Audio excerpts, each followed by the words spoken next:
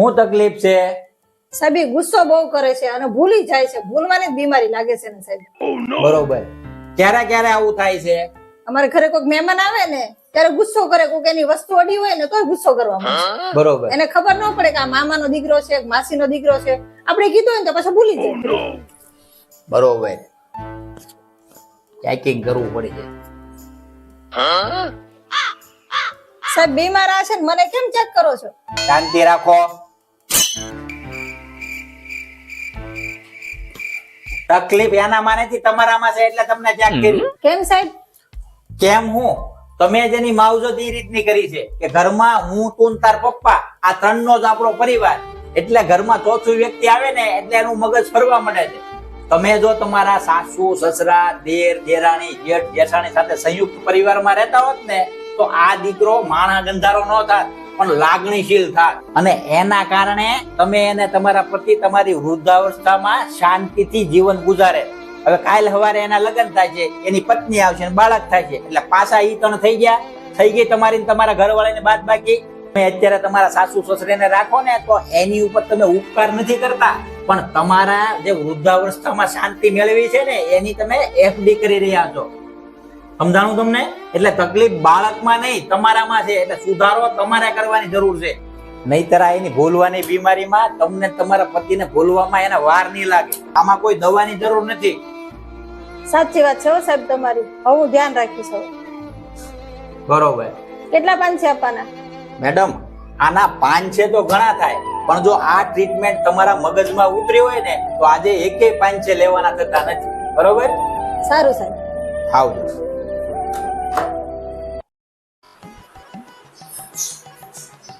જય શ્રી કૃષ્ણ બેન. જય શ્રી કૃષ્ણ બેન. બેન તમારો સ્વભાવ બહુ સરસ છે ને તમારું ઘરે બહુ સરસ છે. હવે છોકરાને બોલાવો એટલે જોઈ લઈએ. બેટા જીગા, મમ્મી આવ્યો. ઈ કે બટા તને જોવા આવ્યા છે. જય શ્રી કૃષ્ણ. બેન અમે તમારો છોકરો જોવા આવ્યા, છોકરી નહીં. તમે બોલાવ્યો જીગો ને આવી જીગુ. મમ્મી મમ્મી બેન અમને આ વેરાયટી દેખાડી, બીજા કોઈ નહીં દેખાડતા. જય શ્રી કૃષ્ણ.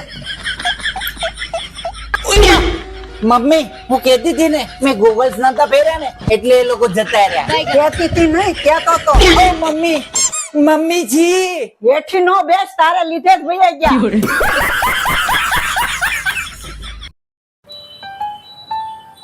લે મોટા કેમ વહેલો આવી ગયો? તેડી આવ્યો તાર મમ્મી પપ્પા? નથી ગયો કેમ? યાર ઘરવાળી એમ કે છે કે કા તારા મા બાપ ભેગા રહેશે અને કા હું ભેગી રહીશ. એટલે તું ન લેવા ગયો એમ ને? મને મોટા ઈ નથી સમજાતું કે તમે એને પાણી લાવ્યા છો કે ઈ તમને પાણી લાવી છે. તમે એને ગમે એટલા લાડ લડાવો, હરાવો, ફરાવો, એને ગમે એવું પહેરાવો, ઓઢાડો, ખવડાવો, પીવડાવો, એને જાનું કયો, દીકું કયો, પણ જયારે મા બાપ નો સવાલ આવે ને ત્યારે તમે એને પટ્ટા ઝાટકીને કહી દો કે મારા મા બાપ તો મારી સાથે જ રહે છે. હવે તારે નક્કી કરવાનું છે, તારે શું કરવું, રહેવું કે ના રહેવું. મારી સાથી છે ટીકા. તો હવે શું કરવાનું? હલો મમ્મી, ચિરાગ બોલું છું. મમ્મી આવતીકાલે સવારે હું તમને લેવા આવું છું, તૈયાર રહેજો. મિત્રો તમારા મા બાપ પણ જો તમારી સાથે ન રહેતા હોય ને તો આજે જ એને તેડી આવજો. શું ખબર કાલે હોય કે ના હોય.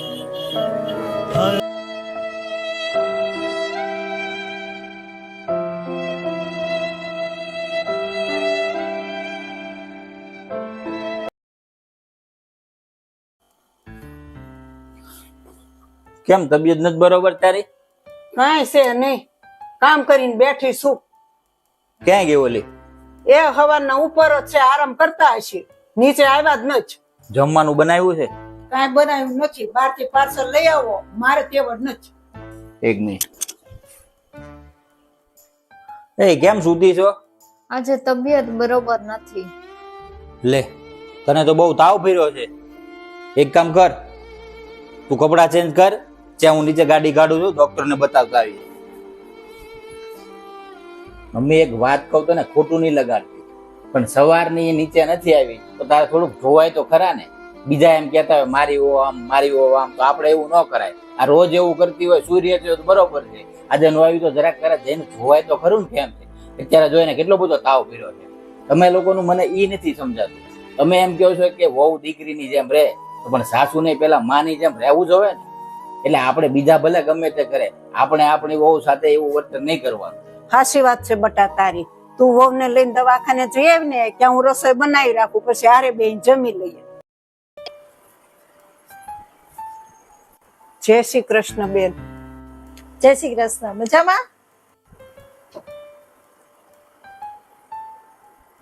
બેન અમને દીકરી ગમે છે, પણ એક વાતની ચોખવટ કરી દો, અમારે ઘરનું ઘર નથી.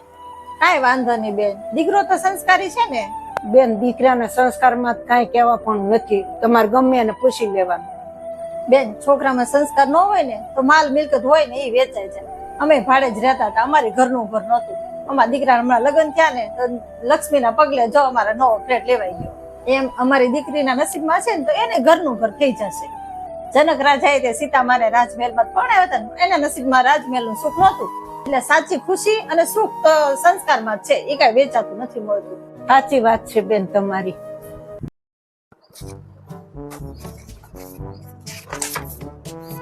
મારી તમારા રિપોર્ટ તો બધા નોર્મલ આવ્યા છે, કાંઈ ચિંતા જેવું છે નહીં. ખાવા પીવામાં થોડીક પરેજી રાખજો એટલે બધું સારું જ છે, બરોબર? આલ્યો. સાહેબ ઓલું 3 નંબર વાળું પેશન્ટ કોમામાંથી બહાર આવી ગયું છે, તો રજા આપી દેશો ને? 1 મિનિટ માસી ઉભા રહો, તમારો એક છેલ્લો રિપોર્ટ જોવાનો મારે રહી ગયો છે ઉતાવળમાં. कुछ न कुछ तो गड़बड़ जरूर है। ઓહો, તમારું કોલેસ્ટ્રોલ તો જોતા જ હું રહી ગયો, બહુ વધી ગયું છે. આમાં માથે ન મારી રખાય. તમે છે ને છોકરાને કોકને બોલાવી લ્યો, દાખલ થવું પડશે 2-3 દી. હો સાહેબ તમે હમણાં કહેતા હતા ને કાંઈ નથી, મારે દાખલ નથી થવું. અરે ઓલા પેશન્ટ ને પાછું મગજમાં કોણી મારી પાછો કોમામાં નાખી દો. એને સારું થઈ ગયું તું ને, એને રજા આપવાની હતી ને. તમારે નથી જોવાનું, તમારે દાખલ નથી થવું એટલે અમારે એને તો રાખવો પડે ને. અહીંયા કઈ હોસ્પિટલ ના ખાટલા ખાલી રખાય? તમે સાના મનાવી જાવ ને, તમને એક ઘૂમો મારીને કોમામાં નાખી દે. अबे साले। ખોટે ખોટા કોક ને દાખલ કરશો ને તો હેરાન થઈ જશો, દુખીને ડાયા થઈ જશો. ખોટે ખોટા કોક ને દાખલ કરશો ને તો હેરાન થઈ જશો, દુખીને ડાયા થઈ જશો. The next day. ખોટે ખોટા કોક ને દાખલ કરશો ને તો હેરાન થઈ જશો, દુખીને ડાયા થઈ જશો.